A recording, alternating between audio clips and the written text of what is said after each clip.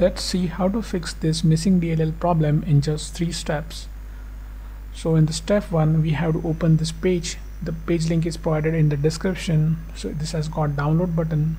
So we'll click on download button and the file will get downloaded. We have to save this file somewhere.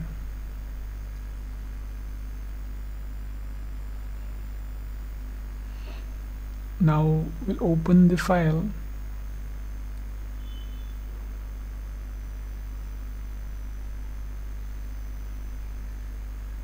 Now we have to copy this file. Right click on it and select copy. Then we'll move to the next step. Now open C drive, then open Windows folder. Now scroll down in the directory, click file, select run new task, then click on browse button. Now open C drive again, open Windows folder, include 3 commands here.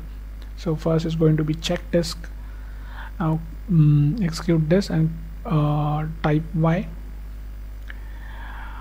In the next command would be sfc space /scan now. Just execute this, and now while this running in the background, we'll open new command prompt from task manager.